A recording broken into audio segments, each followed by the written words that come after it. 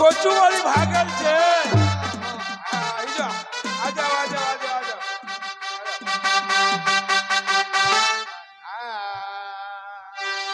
আমরা উপরে বাজারে থাকি পুলওয়ালো মানা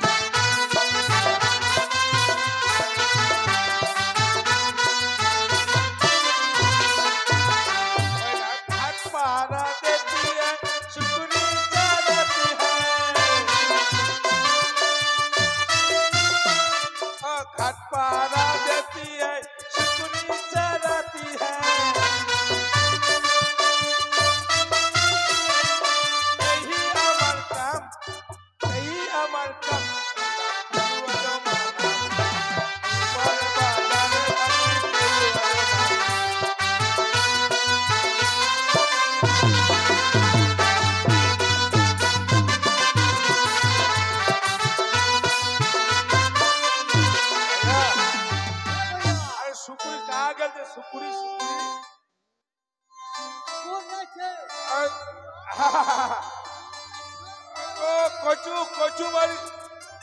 खावा था ना ठीक है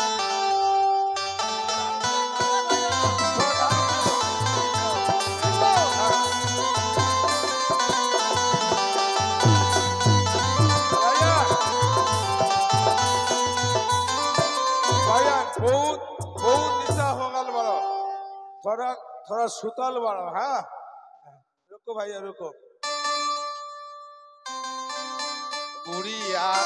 नानी गे बस घर बिछना पाइला नानी गे बस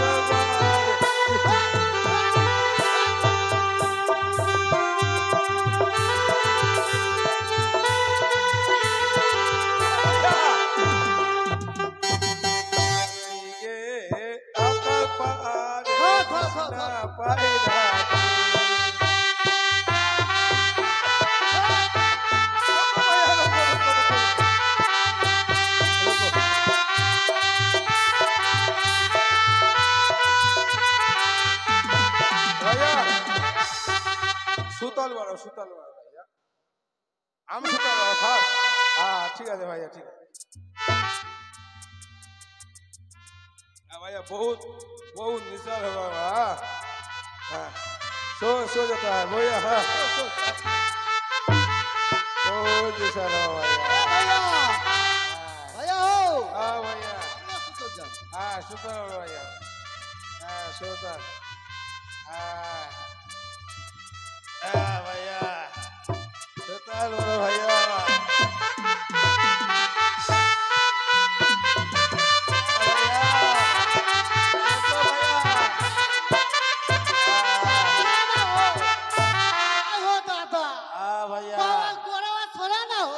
मोथला कम रहता है ना भैया नहीं भैया अरे छटुआ के बाबूजी छटुआ के बाबूजी हो ये मर्दवा कहाँ गलसिया है अरे छटुआ के बाबूजी तो कहाँ गलसिया हो मोटा मोटा चकमा हो भैया देख ले बारा हमार छटुआ के बाबूजी किधर गलसिया आहे लत को चप्पू जरा बचट्टा मर्दवा बतिया नहीं के बुझना कहा अरे छटुआ के बाबूजी तू कहाँ गलसिया हो मोरा मोरा ककड़ा माछ पिला तारो हाँ अरे मर्दवा लत को चप्पू जरा बचट्टा ये मर्दवा कहाँ गलसिया है भैया ये भैया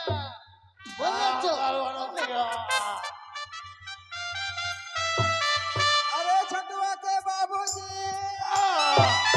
क्या होगा ये भैया भूत अंकल बा भूत ए भैया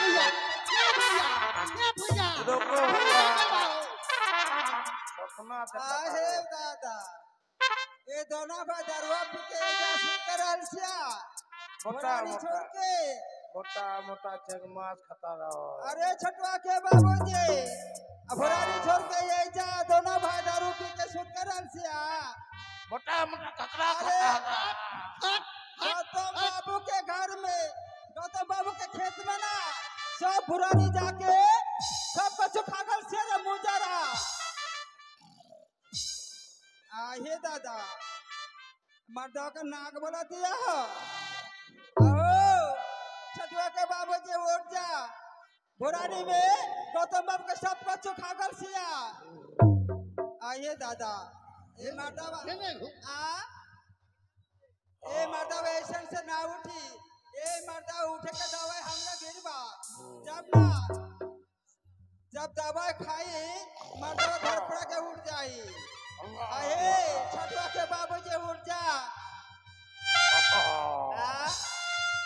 ए मर्दा ऐसन से ना उठी ए मर्दा का दवाई हमरा गिरबा जब ना ए दवाई को खाई ना धड़पड़ा के उठ जाई अरे छटवा के बाबूजी ना उठबा अरे मर्दावा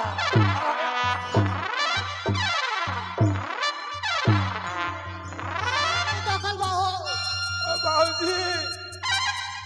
छोटू मामा पागल बनो। अरे लत कुच्चा मुजारा पाचकटा मुत पिन्ना दारू पी के जा दोनों भाई सुत कर रलसिया और बुरानी साहब गौतम बाबू के खेत में जाके सब बुरानी में कच्चू खागल से रे मुजा ए जा सुत भाभी छोटू मामा कहा दोनों भाई दारू पी के जा सुत कर रलसिया किसी का है आए काया खिसाए ना खिसाए भैया सब गौतम बाबू के खेत में जाके सब बुरानी में कच्चू खागल सिया वो आई के हमरा के कह दिया का अमनिया तोर भाता और तोर दावर जाके बुरानी छोड़ के दारू पी के सुत कर रलसिया सब बच्चा हमर खेत में जाके खागल सिया हां छोटू का माँ इधर इधर आ जाए इधर थोड़ा थोड़ा थोड़ा दारू पी लो थोड़ा दारू पी लो दे भैया थोड़ा दारू पी लो ए कहा हम पिया आप पिया दारू पर थोड़ा सा पिया करो थोड़ा सा पिया करो तब एक बतिया सुन ला बोलिए वो खत्म हो गया ये खत्म हो गया खत्म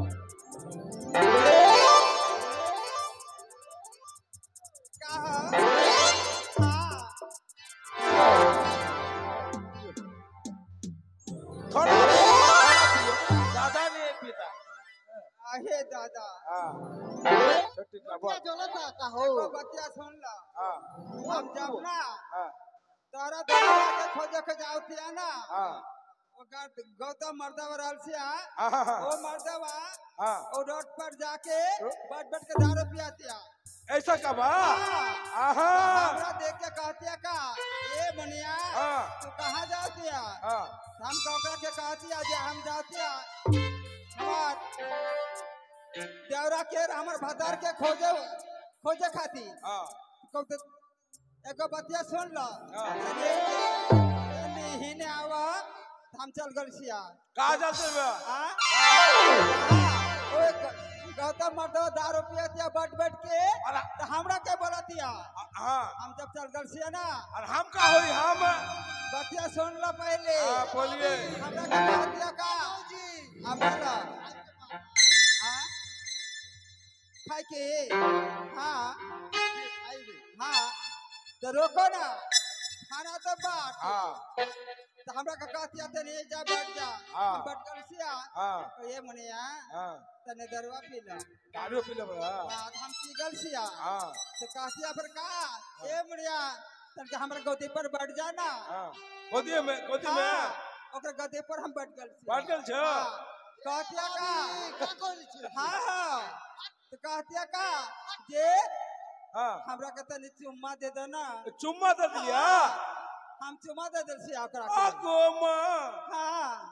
ऐसा कैसा बात बात हो हो मर्दा घर में न छाओ कुछ खाई के ओ मर्दा आवाज से लाठी चमकाई के ओ मर्दा घर में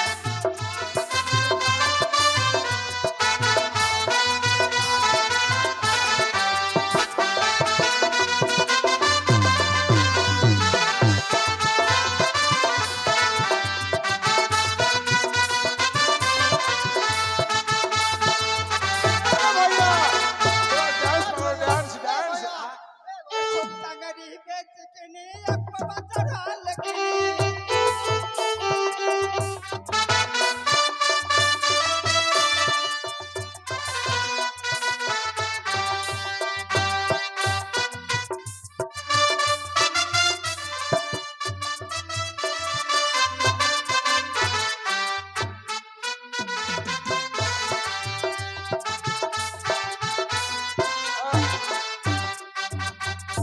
छोटो तंगरी बेच के ने अकबा चढ़ा लगी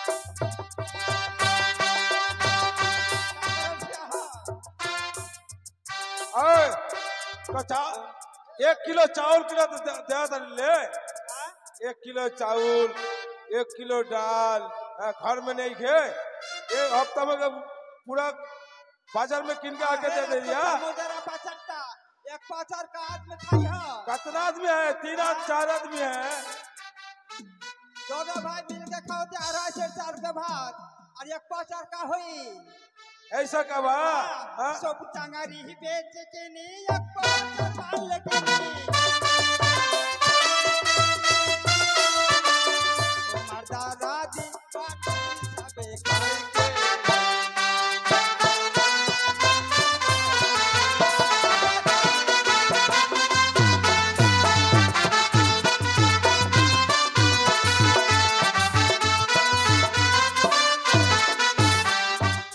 इतना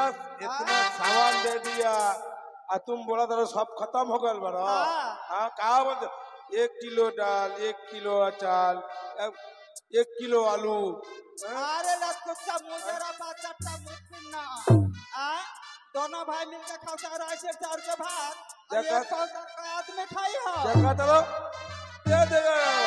अरे मारा ले तो मारा ले चुड़िया काहे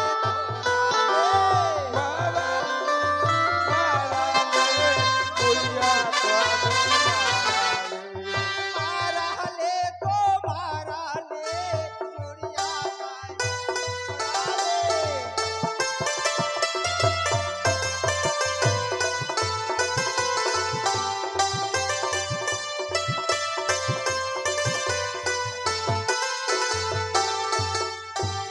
संडो मनिया का पाई बेरे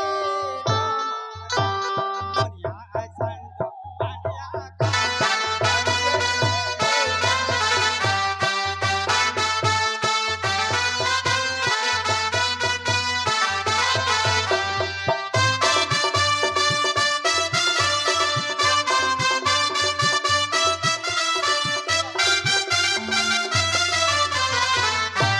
कहाँ पाई बेरे को मारा कहाँ पाई बेरे को मारा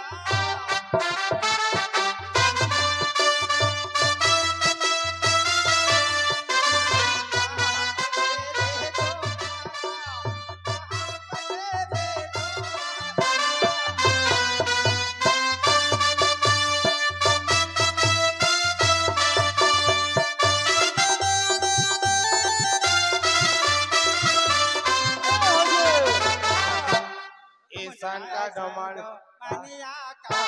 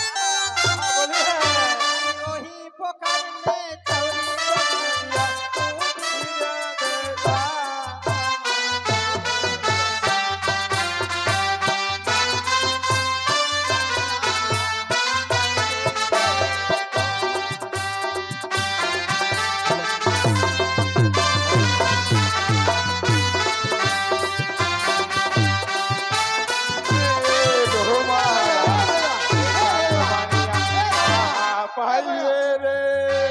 तुम्हारा पाइबे रे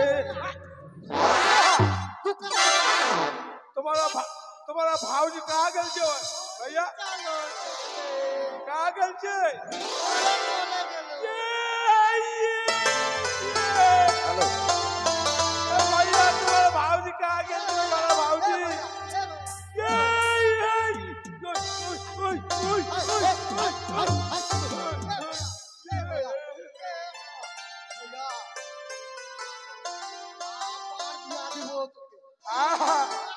अरे भैया तुम्हारा भावजी कहाँ गए थे हाँ कहाँ गए थे भैया ओय ओय ओय ओय ओय ओय ओय ओय बहुत कहाँ भाई थे तुम्हारा भावजी तो कहाँ गए हाँ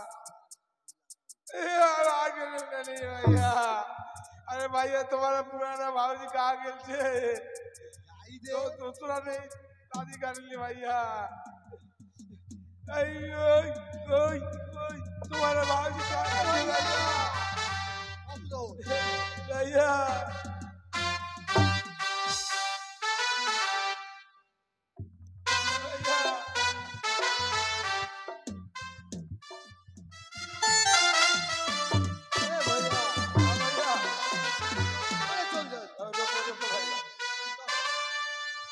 যাক আমি নালাগোলার ব্রাহ্মণ মশাই তো ভোর হয়ে আসলো বাবা একটু পায়খানা টায়খানা করে তারপরে সকাল হলেই যেতে হবে আমার ব্যবসা আছে বাবা পূজা পাঠ করতে হবে তো যাই নদীর দিকে যাই না কেন আহা এই বিয়ে টিয়ে পড়াতে গিয়ে এত যে ভালো ভালো খাবার লোক বাবা খেয়ে দিয়ে তো পেটের গন্ডগোল হয়ে গেছে তো যাই পেট ভালো নাই বাবা थोड़ा आराम তো करो যাই পায়খানা করি কোন দিকে যাই এদিকে যাই না এখানে হবে না বাবা এইদিকে সব লোকজন এদিকে যাই না না এখানেও হবে না এখানে বসে যাই লোক থাকা যাই থাকবে না আমাকে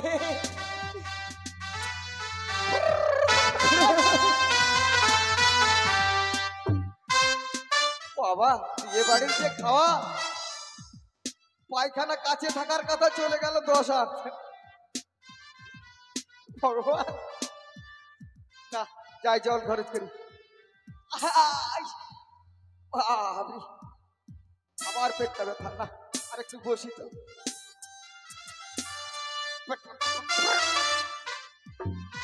ইশালা রে এটাই পেটের মধ্যে গন্ডগোল করছিল এত বড় কিরমি ওই জন্য কিরমি পেটে থাকলে বাবা একটুকু কিন্তু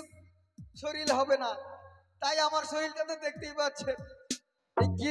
যত সব ওই কিরমির দোষ আচ্ছা বাবা তোর জায়গায় তুই থাক এবার যাই জল টল কোথায় পাওয়া যাবে না এখানেও তো জল নাই কি করি এইদিকে দেখি জল পাওয়া যায় নাকি না এখানেও তো নাই রে বাবা কি করব এখন উপায় জল নাই ঠিক আছে একটু আশেপাশে দেখি নাকি কেউ আছে নাকি যাক কেউ নাই তাহলে কি করতে হবে যখন কেউ নাই তো এখানে শালা পাছাটা ঘেঁষড়াই দিব যা হবে কপালে এই কেউ আছিস নাকি রে কেউ নাই যাক একটু উঁচা দেখে শালা পাছা ঘেঁষড়াই দি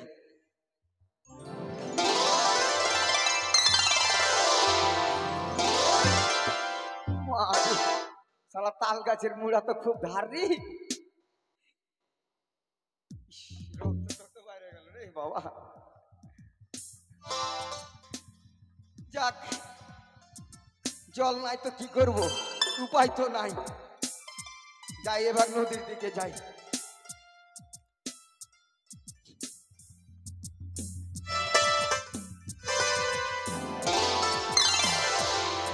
সরেন সরেন, আমি যাচ্ছি যে। ভগবান, ওই ঘাটে যান, আমি এই ঘাটে চান করবো, আপনি ওই ঘাটে যান। ইস, মা, এ মা, আমি এই ঘাটে প্রত্যেকদিন চান করি, এই ঘাটে আবার এটা কি রে বাবা?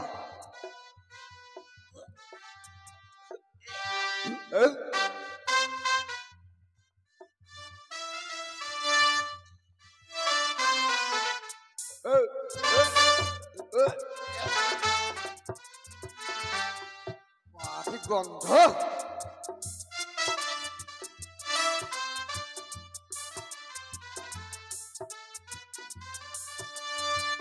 ওহো, এই ঘাটে তো মরা লেগে আছে রে বাবা। না, এই ঘাটে তো চান করা যাবে না। তাহলে এখন কি উপায় করব? এই মরা তো সরাইতেই হবে, নাহলে তো এই ঘাটে আমার স্নান করাই হবে না। একে তো আমার দেরি হয়ে যাচ্ছে রে বাপ। হ্যাঁ, মনে পড়েছে, ওই যে কালুয়া আর ফুলুয়া ডোমা আছে, ওদের কাছে যাব। তো গিয়ে ওদেরকে বলবো যে বাবা, আমার ঘাটে একটা মরা লেগে আছে, ওই মরাটা যদি তোরা দূরে সরিয়ে দিতে পারিস, তোদেরকে আমি কিছু পয়সা দিয়ে দেব। চাই আর দেরি করব না। হে গঙ্গা, গঙ্গা চাই।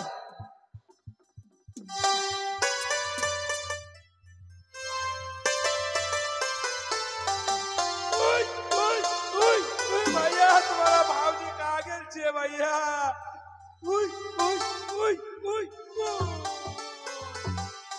বলি ও রে ভাই, ও কালুয়া আর ফুলুয়া, कहाँ अगल बढ़ो भैया? अब बाहर से कहाँ अगल बढ़ो भैया? देखो देखो थोड़ा देखो। ও কালুয়া ডোমা, कहाँ भैया? এই তোরা দারু টারু খাইছিস নাকি রে?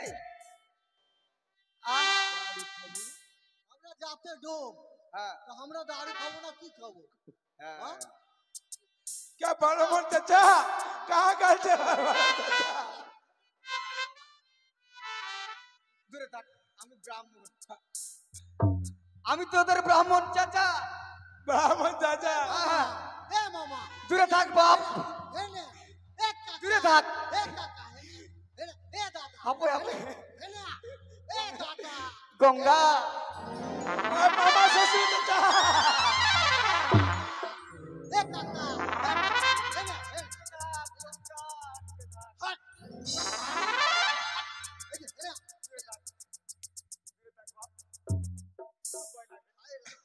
तू है ना हिम्मत खाओ भैया इधर इधर इधर आ करो। लाठी कहाँ गए? बड़मन चाचा, बड़मन चाचा, আমি আসছি এক দুঃখে। बड़मन चाचा, बड़मन चाचा, बड़मन चाचा, हमारा बाबू का माँ किधर भाग गए छे? बड़मन चाचा কি হয়েছে? हमारा बाबू का माँ भाभी भौजी केने गइबा देखल बाका ও তোদের বউজি केने गइबा মানে কোথায় গেছে? बड़मन चाचा